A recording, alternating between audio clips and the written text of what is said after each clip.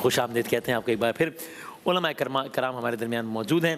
آپ کے سوالات علماء کرام کے جوابات, یہ ٹیلی فون نمبر آپ کی اسکرینس پر آتا رہے گا انشاءاللہ تھرو آؤٹ, جس پر آپ وائس نوٹ کی صورت میں یا ویڈیو کی صورت میں اپنے سوالات بھیج سکتے ہیں. ہماری خواہش ہوتی ہے آپ ویڈیو کی صورت میں بھیجیں, لیکن میرا خیال ہے آپ لوگ وائس نوٹ پہ زیادہ کمفرٹیبل ہوتے ہیں, تو جیسے آپ کا کمفرٹ ہو. لیکن ایک آپ نے سوالات آپ کے آ رہے ہیں, بہت آ رہے ہیں, ہم سارے سوال شامل نہیں کر سکتے, ظاہر دامن وقت میں اتنی گنجائش نہیں ہوتی, لیکن کوشش کرتے ہیں جتنے سوالات شامل کر سکیں. تو میں بغیر تمہید کے مولانا کمیل صاحب, مولانا عمران صاحب, مفتی سہیل صاحب, مفتی عامر صاحب تشریف فرمائیں.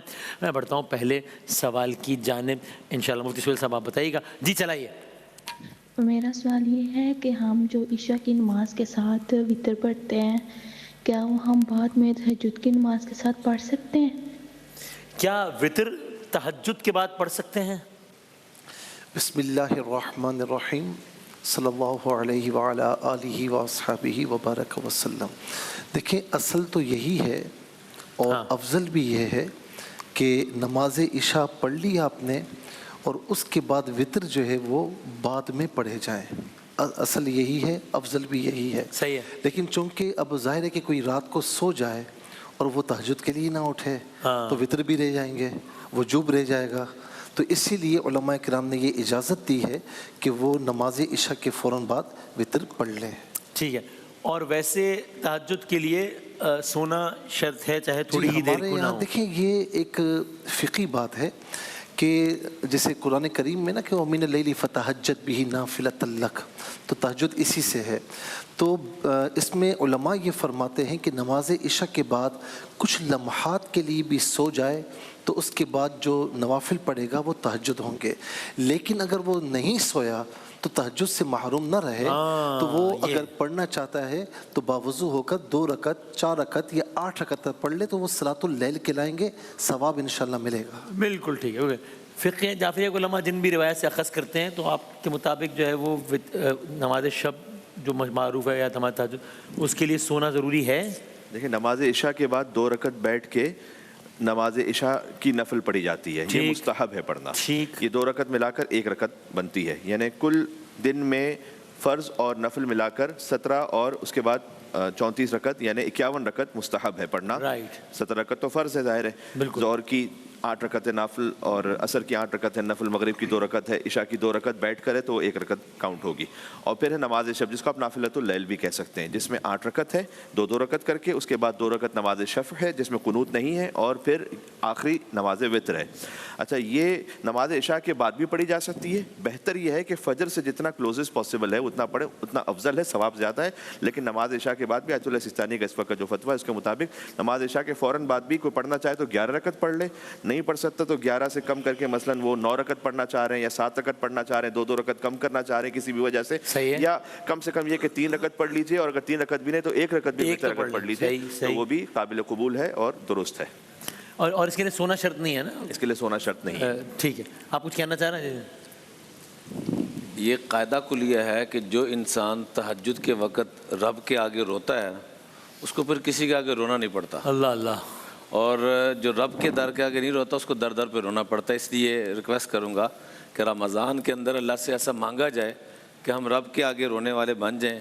الساجد یسجد وہو فی قدم الرحمن, فرمایا سجدہ کرنے والا ایسے ہے جیسے رحمان کے قدموں میں سجدہ کر رہا ہے. حضرت داؤد علیہ السلام کو اللہ تعالیٰ نے فرمایا یا داؤد, جو تہجد کے وقت سویا رہ جائے اور وہ دعویٰ کر رہا ہے کہ میں اللہ سے محبت کرنے والا ہوں, تو اپنے دعوے میں جھوٹا ہے. اور اگر یہ پریکٹس ڈالنی ہے, عادت ڈالنی ہے, تو ان سے بہتر ایام ہو ہی نہیں سکتے جب سحری کے اہتمام کے لیے فجر سے پہلے اٹھنا ہوتا ہے نا. تو یہ بیسٹ ڈیز ہیں اس عادت کو ڈیولپ کرنے کے لیے. مفتی عامر صاحب سے پوچھتے ہیں اگلا سوال, سنائیے گا. جی مجھے سوال یہ پوچھنا تھا کہ میرے ہسبینڈ جو ہیں وہ نماز نہیں پڑھتے. اچھا. رمضان میں انہوں نے جب تک روزہ ہوتا ہے مغرب تک کی نماز پڑھ لیتے ہیں, عشاء کی نماز وہ نہیں پڑھتے.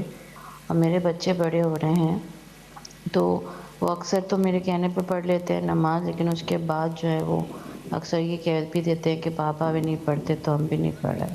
تو مجھے اماں صاحب سے یہ پوچھنا ہے کہ اس طرح سے میں ان کو کیسے قائل کروں کہ وہ نماز پڑھنے لگ جائیں. وہ مولانا کمیل صاحب کا جملہ مجھے یاد آ گیا کہ وہ کہتے ہیں کہ بچے وہ نہیں کرتے جو آپ کہتے ہیں، بچے وہ کرتے ہیں جو آپ کرتے ہیں. تو اب یہ تو ایک کہنے کے بچے کہتے ہیں کہ بابا بھی نہیں پڑھتے نماز تو ہم بھی نہیں پڑھیں گے. خاتون کیا آپ کیا کہیے گا؟ بسم اللہ الرحمن الرحیم. بالکل صحیح فرمایا آپ نے کہ اولاد جو ہے وہ والدین ہی کے نقش قدم پر ہوتی ہے.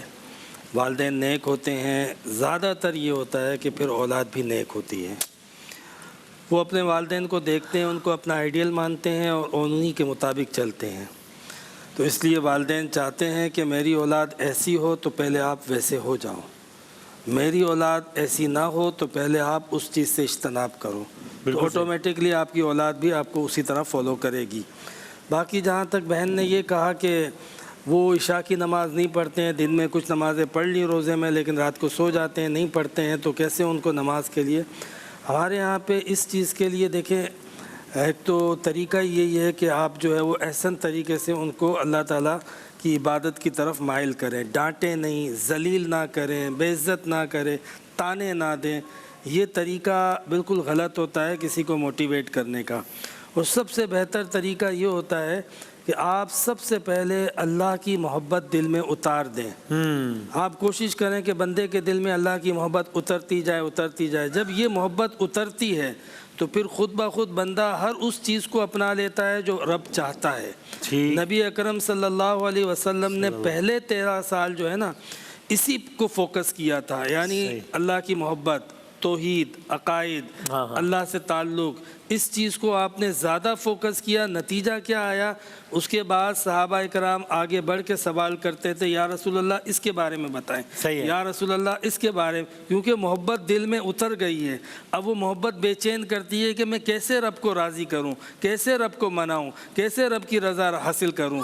تو بہترین طریقہ یہ ہوتا ہے تبلیغ کا، کسی کو دین کی طرف لانے کا، کہ آپ اس کے دل میں اللہ تعالیٰ کی محبت اتارنے کی کوشش کریں، نہ کہ اس کی غلطیوں پر بات بات پہ تانے دیں.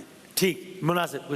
جی، سورہ طٰہٰ کی ایک آیت ہے، وَأْمُرْ أَهْلَكَ بِالصَّلَاةِ وَاصْطَبِرْ عَلَيْهَا. اپنے اہل و عیال کو نماز کا حکم دو اور پھر صبر اختیار کر لو. اچھا. تو نماز کو اچھی طریقے سے اس طرف راغب کر لیجئے، پھر صبر کر لیجئے کہ جو اللہ سبحانہ و تعالیٰ نے ان کے دل میں رکھا ہے، اِنَّا هَدَيْنَاهُ السَّبِيلَ إِمَّا شَاكِرًا وَإِمَّا كَفُورًا. بالآخر ہر ایک کو اختیار دیا اللہ سبحانہ و تعالیٰ نے کہ چاہے وہ ہدایت کے ساتھ شکران نعمت کرنے والا بن جائے یا کفران نعمت کرنے والا بن جائے. آخر انڈیویجول تو اس کا اختیار ہے.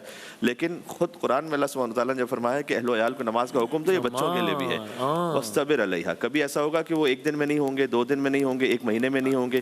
آپ اچھے طریقے سے تمیز سے جس طرح سے کہہ سکتے ہیں کہ ایسا نہ ہو کہ اور باقی ہو جائیں، اس کا خیال رکھتے ہوئے. اور بچوں کے لیے ایک بات اور بھی ہے کہ مولا علی مرتضیٰ کرم اللہ وجہہ علیہ السلام نے فرمایا کہ اپنے بچوں سے تو ہرگز جھوٹ نہ بولو، اس لیے کہ وہ تمہیں اپنا رازق اس وقت سمجھ رہے ہوتے ہیں. چھوٹا بچہ جو ہے نا وہ یہ سمجھ رہا ہوتا ہے کہ میرا رزق تو میرے ماں باپ ہی دے رہے ہیں. اگر تم نے ان سے جھوٹ بولا تو ایک موقع ایسا نہ آئے کہ وہ اصل رازق کے بارے میں بدظن ہو جائے. یعنی یہ کہ کوئی یہ کہے کہ جناب بچہ لپٹ گیا باہر جاتے ہوئے کہ مجھے بھی لے جائیے. آپ نے کہا 5 منٹ میں آ رہا ہوں، آئے 2 گھنٹے میں. آپ نے کہا بیٹا کل لے جاؤں گا، لے کے گئے نہیں. یہ 10 15 20 مرتبہ 50 مرتبہ جب ہوگا نا، پھر آپ اس سے کہیں گے بیٹا نماز پڑھو تو ثواب بہت ملے گا. وہ کہے گا نہیں ہے، یہ ابھی کیسے کرے گا؟ تو یقین کیسے کرے گا؟ تو یہ مولا علیہ السلام نے فرمایا ہے کہ تم ان سے جھوٹ نہ بولو، اس لیے کہ ابھی تمہیں وہ اپنا رازق سمجھ رہے ہوتے ہیں. اگر تم نے بار بار ان سے جھوٹ بولا تو وہ اصل رازق کے بارے میں بدگمان ہو جائیں گے، پھر اصل رازق کی بات ماننے میں بھی تمہارے لیے شک کریں گے. کیا کہنا وسیم بھائی؟ حدیث پاک میں تھا کہ نعم العطیۃ و نعم الہدیہ. والدین کی طرف سے سب سے بہترین تحفہ اولاد کے لیے اس کی تربیت کا کرنا ہے. صحیح ہے. اور وہ کیسے ہوگی؟ جتنی ہم ان کو عزت دیں گے. میں ایک دفعہ جارڈن گیا تو ایک عرب کے ہاں دعوت تھی، تو وہاں مختلف اعتبار سے لوگ تشریف لا رہے تھے، ہر ایک کو وہ پروٹوکول دے رہا تھا. تو 2 نوجوان لڑکے آئے، ایسا مفتی صاحب وہ کھڑے ہو کے اس نے استقبال کیا کہ میں مجبور ہو گیا پوچھنے کے لیے کہ من ہا اولا، یہ کون ہے؟ تو مسکرا کے کہنے لگا ہا اولا یا بنائی، میرے بیٹے ہیں. تو میرا سوالیہ چہرہ دیکھ کے نا تو مجھے کہنے لگا ما سمعت حدیث الرسول علیہ الصلاۃ والسلام، کیا آپ نے حضور علیہ الصلاۃ والسلام کی حدیث نہیں سنی؟ اکرموا اولادکم، اپنی اولاد کو عزت دیا کرو. تو میں نے کہا سنی بھی بڑی دفعہ تھی، سنائی بھی بڑی دفعہ، سمجھ آ جائیے. جیسے کہ اماں فاطمہ کے بارے میں آتا ہے کہ آقا کریم علیہ السلام جب بھی آتی تھی تو اللہ کے محبوب کے لیے کھڑے ہو. کیا آج بھی ہم یہ نیت کرتے ہیں کہ نہیں کرتے کہ ہم اپنی خاص طور پہ بیٹیوں کے لیے کھڑا ہونا شروع کریں؟ کیا بات ہے. مفتی سہیل صاحب اگلے سوال کا جواب دیں گے، چلے گا جی؟ मैं जी पेशावर से बात कर रही हूँ। मेरा उलमा कराम से सवाल ये है कि जब हम कभी भी किसी दूसरे मुल्क की करेंसी को अपने मुल्क में एक्सचेंज करवाते हैं तो जो हमें ऊपर की एक्स्ट्रा अमाउंट हमें पड़ती है, क्या वो सूद के ज़मरे में आता है या वो जायज़ हलाल होती है? अच्छा, क्या मतलब कह रहे करेंसी एक्सचेंज जब करवाते हैं तो उस पर जो एक्स्ट्रा अमाउंट होती है क्या वो सूद के ज़मरे एक्स्ट्रा अमाउंट चार्जेस लगते हैं ना? फर्ज कीजिए कि आप एक जगह से भेज रहे हैं ऑस्ट्रेलिया से पाकिस्तान, तो वो चार्जेस भी लगा देते हैं ना साथ में, अपने करेंसी चेंज नहीं होती है, तो चार्जेस शायद ये मुराद है। तो सर्विस चार्ज वो सूद के ज़मरे में आएगा क्या? जी देखिए, बाज़ औक़ात ऑनलाइन इस तरीके से अगर एक्सचेंज करवाते हैं तो वो क्या करते हैं कि वो पैसों पर पैसा नहीं ले रहे होते, वो अपनी सर्विस की चार्जेस ले रहे होते हैं, तो उसमें कोई कबाहत नहीं है। यहाँ तक के लोग ये भी सवाल करते हैं कि जी अभी कुछ अरसे के बाद ईद का दौरा होगा तो नए नोट हर कहीं जो है वो लोग तलाश कर रहे होंगे, तो लोग कहते हैं कि पुराने नोट अगर दो और नए नोट लो तो वो इजाफी पैसे लेते तो ये सूद होगा। ये सूद नहीं होगा। उसकी वजह ये है कि ये जो नोट है ये असल नहीं है, असल सोना और चांदी है, ये नोट असल नहीं है। आज गवर्नमेंट ख़त्म कर दे तो इसे कोई वैल्यू ही नहीं है। तो इसीलिए उसका लेन देन जायज़ है, इसमें कोई बात नहीं है। एक और भी सवाल ज़रा मुझसे बताइए। अच्छा, एक बात कहूँगा कि जो मेरी बहन ने कहा ना कि मेरे शोहर नमाज नहीं पढ़ते, आपने मसला पूछ लिया, खुदा के वास्ते इसका ऐलान न करें वरना वो ज़िद में आ जाएंगे। और इसी तरीके से बीवी अगर नहीं पढ़ती तो शोहर को भी चाहिए कि ऐलान न करे। सही, बिल्कुल ठीक, बिल्कुल ठीक। चलाएं ज़रा एक और सवाल चलाएं। अस्सलाम वालेकुम। वालेकुम सलाम। मेरा सवाल नाम रखने के हवाले से है। मेरा नाम फैज़ुर रहमान है और मैं अपने बेटे का नाम मोहम्मद मुस्तफ़ा और रहमान या फिर मोहम्मद मुस्तफ़ा रहमान रखना चाहता हूँ, या फिर अगर लड़की का नाम रखना चाहूँ तो मुस्फ़िरा रहमान। तो मेरा ये सवाल ये है कि क्या मैं मोहम्मद मुस्तफ़ा के साथ रहमान लगा सकता हूँ? लगा सकते हैं, मुझसे पहले आप बता दें। देखिए, मुस्तफ़ा और रहमान इस तरह बनेगा, इसका तर्जमा ये होगा कि रहमान का चुना हुआ। अच्छा, मैं एक बात अर्ज़ करूं कि हुज़ूर नबी करीम अलैहिस्सलाम की बारगाह में कोई ऐसा नाम आया है ना कि जिसमें बड़ाई का पहलू निकल रहा हो, तो आका अलैहिस्सलाम ने उस नाम को चेंज फरमाया है। अच्छा, तो मेरा मशवरा ये कि मोहम्मद मुस्तफ़ा रखें, ये बेहतर है। और लड़की के नाम के वाले से क्या कहा? नाम पता नहीं क्या एग्जांपल दी उन्होंने। थोड़ा अजीब सा लगा। मुस्किरा, ये तो मुस्फिरा वजूह यौमा इज़िम मुस्फिरा तो अच्छा नाम है, बहुत अच्छा नाम है, अच्छा नाम है माशाल्लाह। मुस्फिरा तो खुश करने वाली, खुश होने वाली। अच्छा, तो ठीक है। तो आप देखिए, मुस्फिरा तो रहमान ना रखें, मुस्फिरा काफ़ी है। ठीक है। क़यामत में कुछ चेहरे खिले हुए होंगे तो अच्छा, ये वो अच्छा सही। मुफ्ती आमिर साहब सुनाए, अगला सवाल चलाएं। अस्सलाम वालेकुम। वालेकुम अस्सलाम। मेरा सवाल ये है कि क्या हम कुरान पाक की तिलावत 2x पर सुन सकते हैं? हाँ, वो यूट्यूब पे नहीं मुफ्ती साहब, वो ज़रा कभी स्पीड स्लो होती है तो मल्टीप्लाई बाय 1.5 कर देते हैं, मल्टीप्लाई बाय 2। तो कह रही हैं कुरान की तिलावत x2 मल्टीप्लाई बाय 2 पे सुन सकते हैं? नहीं सुन सकते। नहीं सुनते? अच्छा, इसकी वजह यह है कि चांसेस ज़्यादातर ये होता है कि वो तिलावत और अल्फाज की जो अदायगी है ना वो प्रॉपर नहीं होती है। अच्छा, वैसे वो कुछ हर कुरान का अपना, हर कारी का अपना अंदाज, तो कुछ कुरान होते हैं जो काफ़ी स्लो पढ़ होते हैं कि जिनको अगर आप 1.5 भी करें तो वो उनकी 1.5 जो बाकियों की ओरिजिनल जैसी होती है। इसमें एक मसला ये आ जाता है क्योंकि गुफ्तगू हम सुन लेते हैं, लेकिन जब हम तिलावत सुनते हैं और 1x 2x पे ले जाते हैं ना, फास्ट जब करते हैं, तो उसकी जो मशीन की जो आवाज़ होती है म्यूज़िक की, वो बाकायदा अल्फाज के जगह वो डिलीवर हो रही होती है। ये मैंने कई मरतबा नोट किया है।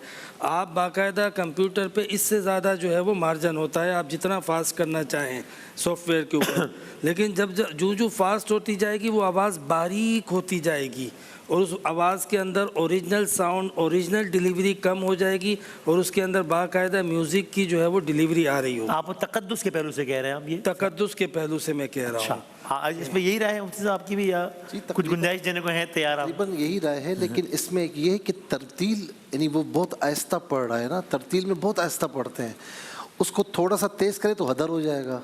हाँ, लेकिन मुफ्ती साहब ये सही फरमा रहे हैं कि उसमें कोई आवाज़ मिक्सिंग इस तरह हो तो वो पहलू अदब कहा जाता है, तो ना करें तो बेहतर है। इसमें यही है कि जैसे आपने तरतील का मुफ्ती साहब ने भी जिक्र किया ना, वो थोड़ा सा फास्ट करने से कम चांसेस होता है, तो जहाँ ना हो ये चांस मशीन की आवाज़ का, वहाँ तो ठीक है। ठीक है, यानी जहाँ असल आवाज़ आपको लगे मुतासिर नहीं हो रही वो तो ठीक है, वरना ठीक सही ठीक है। चलाएं जी, अगला सवाल चलाएं। मोहम्मद साहब बताएंगे जी। अस्सलाम वालेकुम जी, सॉरी एक मिनट रुकेगा। हाँ जी। अच्छा, मुझे याद आया अभी रमज़ान से एक हफ़्ता पहले जामिया अज़हर से इस पे फतवा भी आया। अच्छा, और वो क्या है? ہمارے ہاں تو یہ ہے کہ ظاہر سی بات ہے کہ اگر یہ آواز آ رہی ہے تو قرآن کی آواز ہے، لیکن تلاوت اور فضیلت میں نہیں جائے گا۔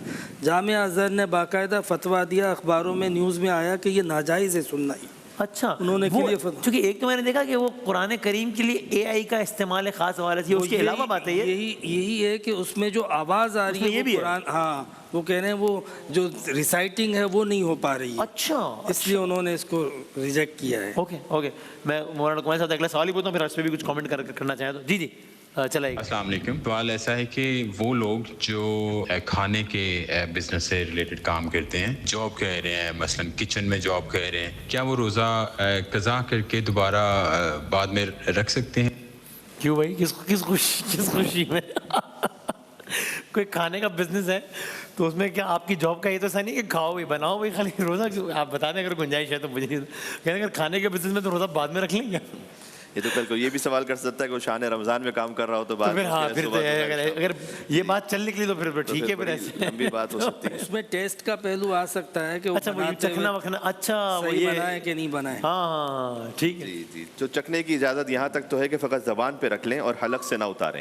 اب اتنا یہ مسئلہ جو کیچپ سے شروع ہوا ہے اور نسوار پہ پہنچا نا، دیکھیں بات یہاں تک آ گئی، مجھے تھا اس کا اندیشہ کہ یہ بات رکے گی نہیں، اب بڑھے گی، اب آگے کی بات دیکھ لیں وہاں بریانی بنتی ہے۔ آپ نے کہا جی سوری لیکن ویسے تو اجازت ظاہر نہیں ہے، وہ آپ نے خود ہی اپنے انداز سے ان کو بتلا دیا کہ بھائی کس خوشی میں آپ کو اجازت ملے گی، تو وہ خود بخود جواب ہو گیا کہ اجازت اس طرح سے نہیں مل سکتی۔ بلکہ اگر میں ان کی بات نہیں کر رہا، ویسے ہی اگر کسی کی جاب ایسی ہو کہ جس کے لیے روزہ رکھنا سخت ہو جاتا ہو تو بالرسالہ تو شریعت پہ اس پہ واجب ہے کہ کوئی نہ کوئی ایسا اہتمام کرے ایک مہینے کے لیے کہ مثلا وہ جاب سے اگر چھٹی لے سکتا ہے، کوئی کام آدھا کر سکتا ہے، یہاں تک کہ اس کے لیے حرج نہ ہو جائے، فائنینشلی ایسا نہ ہو جائے کہ وہ سخت ترین تکلیف میں آ جائے۔ اس سے پہلے تک اس کے لیے ضروری ہے کہ وہ مثلا جاب کو چھوڑ دے یا آدھا کر دے یا اپنے لیے کوئی اور اہتمام کر لے۔ تو شریعت کے اعتبار سے تو اس میں اتنی زیادہ پابندی، کیونکہ پرائرٹی فرسٹ اللہ کا حکم ہے، اس کے بعد پھر سارے معاملات ہیں، تو اس میں تو اجازت ویسے نہیں مل سکتی۔ وہ بار بار مسئلہ آ گیا کہ فقط زبان سے رکھنا جائز ہے، حلق سے اتاریں گے تو روزہ باطل ہو جائے گا۔ باقی یہ کہ بہرحال ادباً جو قرآن کی تلاوت کا مسئلہ ہے اس میں اگر کوئی 1.25 یا 1.5 کر کے ایسے کہ بے احترامی نہ شمار ہوتی ہو تو اس میں جائز ہے، فقہ جعفریہ کے مطابق جائز ہے۔ میں یہ نہیں سمجھ پایا کہ جو میوزک کی آواز ہے وہ کس طرح سے، وہ آئی تھنک غالباً وہی کہنا ہے، کبھی کبھی ہوتا ہے نا جب ہم فاسٹ کرتے ہیں تو ان کی آواز کی مراد ہے کہ وہ ایسا لگتا ہے کہ وہ جیسے اس انسان کی آواز ذرا سے روبوٹک میکینیکل آواز سی لگنے لگتی ہے، وہ اس اعتبار سے وہ یہ کہہ رہے ہیں نا، ہاں وہ یہ کہہ رہے ہیں، تو اس میں بہرحال فقہ جعفریہ کے مطابق یہ جائز ہے، اس میں حرج نہیں ہے۔ آخری جملے آپ جو بھی کہنا چاہے، سوال کا بھی وقت نہیں ہے، آپ بے شک بطور مجموعی قرآن مجید کے پڑھنے کے حوالے سے یا سننے کی بات ہے اس پہ آپ ایک کامنٹ فرما دیں بس، کہ بطور مجموعی جنرلی اسپیکنگ مسئلہ تو ایڈریس کر دیا ہے سب نے۔ جی قرآن پاک کے حوالے سے گزارش ہے کہ آقا کریم علیہ الصلوۃ والسلام نے فرمایا کہ من قرأ القرآن وعمل بما فیہ البس والداہ تاج یوم القیامہ، کہ جو شخص قرآن پڑھتا ہے اور اس پر عمل کرتا ہے تو اس کے والدین کو کل قیامت کے دن ایسا تاج پہنایا جائے گا ضوءہ احسن من ضوء الشمس، جس کی روشنی سورج کی روشنی سے بھی زیادہ ہوگی۔ تو بتائیے اس کا کیا بنے گا جو خود عامل ہے۔ اس لیے میں نے ایک بزرگوں کو دیکھا کہ بڑھاپے کی حالت میں وہ حفظ کر رہے تھے، تو میں نے ان سے وجہ پوچھی تو کہنے لگے، رو پڑے، شیخ الحدیث تھے، روتے فرمانے لگے کہ میں یہ چاہتا ہوں کہ میرے والدین کو بھی یہ تاج پہنایا جائے۔ اللہ اللہ اللہ اللہ، کیا کہتے ہیں آپ؟ آخری دیکھ لیتے ہیں، صرف یہ عرض کروں گا کہ ترتیل میں اگر کوئی قاری پڑھ رہا ہے نا، اس کو تھوڑا سا تیز کریں گے تو حدر ہو جائے گا، تدویر ہو جائے گی۔ تدویر میں جس طرح نمازوں میں پڑھتے ہیں اس کو تھوڑا تیز کریں گے حدر ہو جائے گا، لیکن حدر کو تیز کریں گے تو وہ کیا ہوگا؟ تو وہ تو بالکل خلاف ادب ہو جائے گا۔ تو جہاں خلاف ادب پہلو نہیں نکل رہا تو وہاں اجازت دی جا سکتی ہے، جہاں خلاف ادب پہلو نکل رہا ہے تو وہاں اجازت نہیں دی جا سکتی۔ اصول تو یہی ہمارا بھی جیسے کہ ہم نے کہہ دیا کہ جب تک ادب، اگر آپ کو لگے تقدس معمول ہو رہا ہے تو پھر تو آپ ریفرین کریں، پہلے تک، لیکن اجازت اصول مفتی صاحب نے بیان کر دیا۔ وہ جو آپ نے جملہ ادا کیا نا کہ آپ نے اپنے انداز سے جواب تو دے دیا، تو جب جواب نہیں بھی دیتے نا وسیم بھائی، اب 14-15 سالوں کے اندر جواب سارے جان رہے ہوتے ہیں، سارے جان رہے ہوتے ہیں، لیکن ظاہر سی بات ہے کہ علماء کا احترام اور ایک نشست کا۔ حضرت نے ایک موقع پہ کہا تھا کہ کاش رمضان جو ہے وہ سارا سال ہو، تو میرے دل میں اس وقت خیال آیا تھا کہ پھر اگر ایسا ہو گیا تو شان رمضان بھی 1 مہینے ہو گئے، سارا سال ہو جائے گا۔ کیا بات ہے، پھر وسیم بھائی پورا مہینہ پورا سال ہی نہیں سو سکتے، کتنا جاگیں گے پھر۔ جزاک اللہ، یعنی آپ لوگ محبت ہیں، بہت نوازش، بہت بہت شکریہ، جزاک اللہ۔ اپنے علم میں اضافہ کرنے کا موقع ملتا ہے اس سیگمنٹ میں بہت زبردست انداز سے۔ اس سیگمنٹ اپنے علم کا اضافہ کرتے ہیں، شان علم ہمارے آنے والے سیگمنٹ کا عنوان ہے۔ بہرحال آتے ہیں ہم بریک کے بعد انشاءاللہ۔